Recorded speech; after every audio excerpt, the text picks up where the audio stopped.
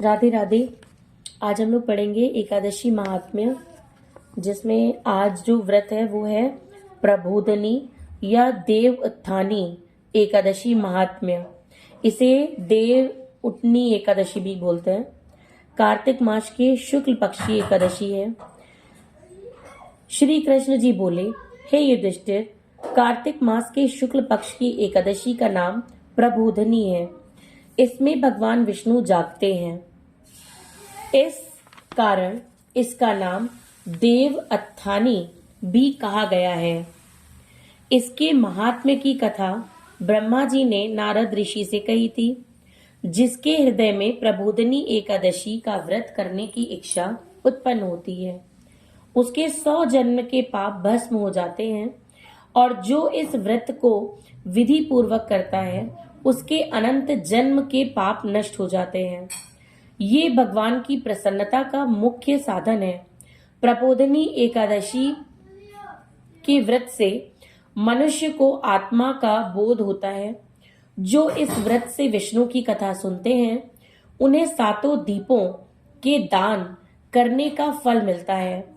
जो कथावाचक की पूजा करते हैं वह उत्तम लोकों को प्राप्त करते हैं। कार्तिक मास में जो तुलसी द्वारा भगवान का पूजन करता है उसके 10,000 जन्म के पाप नष्ट हो जाते हैं। जो पुरुष कार्तिक में वृंदा का दर्शन करते हैं वह 1000 युग का बैकुंठ में निवास करते हैं। जो तुलसी का पेड़ लगाते हैं उनके वंश में कोई निसंतान नहीं होता।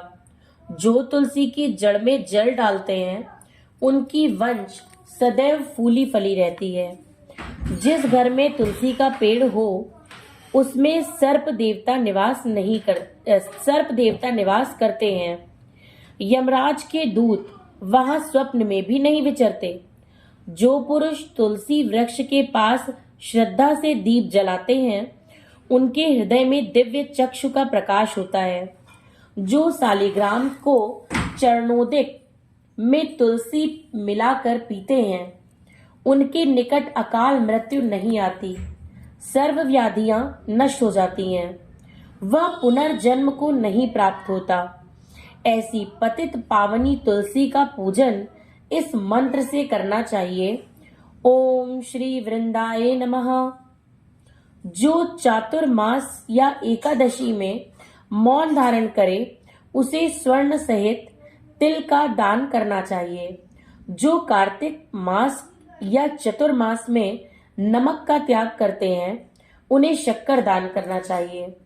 कार्तिक शुक्ल एकादशी से पुण्य तथा देव स्थानों में दीपक जलाने से महापुण्य है। बुद्धिमान पुरुष सारा कार्तिक का महीना नदी तट इत्यादि पूज्य स्थानों में दीपक जलाते हैं। प्रबोधनी एकादशी का महात्म्य सुनने या अनेक गौदान का फल मिलता है। यहीं पे हमारी यह आज की कथा समाप्त होती है। राधे राधे।